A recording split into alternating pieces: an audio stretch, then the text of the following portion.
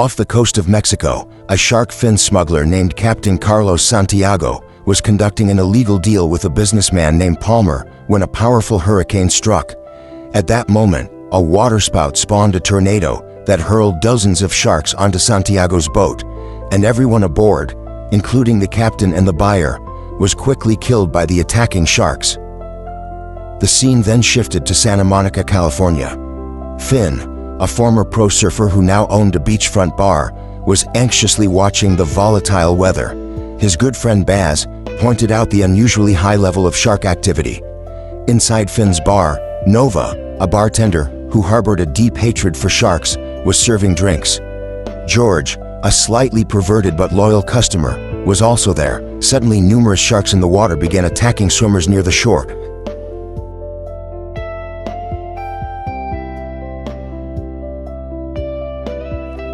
Baz was unlucky enough to be bitten in the leg by one of the sharks, but Finn managed to save him, and his injury was not fatal. The group then returned to the bar. As the storm intensified, Finn called his ex-wife, April Wexler, to check on their daughter, Claudia. But April did not take the impending disaster seriously. Just then, a shark crashed through the window. But Nova killed it with a billiard cue at the last second. The hurricane made landfall, and a massive tidal wave demolished the Santa Monica Pier, completely destroying Finn's bar. Floodwaters poured into the city streets, and even more terrifying, the water was teeming with hungry sharks. Finn, Baz, Nova, and George decided to drive to Beverly Hills to rescue April and Claudia.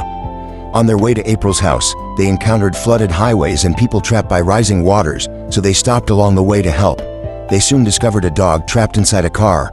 George bravely rushed forward to rescue it, a noble act that stood in stark contrast to his earlier flirtatious behavior in the bar. However, just after he freed the dog, a massive wave filled with sharks came crashing toward George, killing him instantly. After losing their friend, the remaining three continued driving. At the same time, they heard a tornado warning, signaling that an even greater threat was approaching. Finn and the others arrived at April's suburban home just in time. April, unaware that the tornado had already hit, refused to let them in. At that moment, a manhole cover was blown into the air, and countless sharks erupted from the sewer. April had no choice but to let them inside. April's boyfriend, Colin, was also in the house, and he immediately taunted Finn with arrogant remarks. Suddenly, floodwaters poured in, and the first floor was submerged with sharks swimming inside. Unfortunately, Colin was attacked and devoured by one of the sharks, dying instantly. From their conversation, we learned that Finn and April also had a son named Matt, who was at a flight school and now trapped by the disaster. So the group prepared to set out once again, this time to rescue Matt. The group continued driving and came upon a school bus trapped by floodwaters, filled with frightened students. Sharks were circling around the bus, putting the children and the driver in grave danger. Finn immediately stopped on an overpass and used a rope to rappel down to the roof of the stranded school bus. He then helped the children and the bus driver climb up the rope one by one, successfully bringing everyone to safety on the overpass. However, just as the last person, the bus driver Robbie, was rescued, a giant letter from the Hollywood sign was torn off by the storm and fell from the sky, crushing the driver instantly. After the bus rescue, Nova drove the vehicle and carried the group away to continue their journey. Before long, a shark plummeted from the sky onto the vehicle's roof, ripping the entire roof clean off. In the chaos, Finn's hand was cut by flying debris, and the vehicle was critically damaged. The group was forced to abandon the car, and seconds later, the wrecked vehicle exploded behind them. They managed to find another working vehicle and continued toward the flight school. Upon reaching the flight school, the group found Matt, who had been taking shelter there. At that moment, a clueless female student was drawn by noises coming from the roof. She stepped outside, only to be sucked away by the powerful winds. By this time, the storm had formed 3 tornadoes that had absorbed both floodwater and sharks, turning into 3 deadly, shark-filled sharknadoes.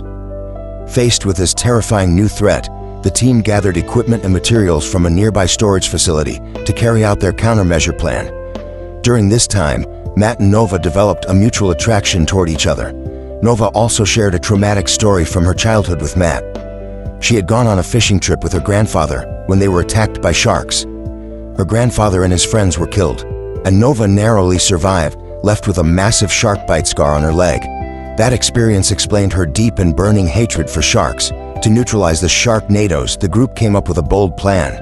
Matt, who had flight training, would pilot a helicopter with Nova aboard, and they would drop homemade bombs into the tornado's cores to destroy them.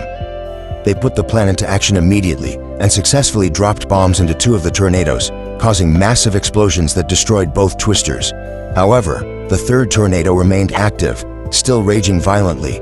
As Matt flew the helicopter near the last sharknado, a huge shark suddenly leaped up and clamped onto the helicopter's landing gear.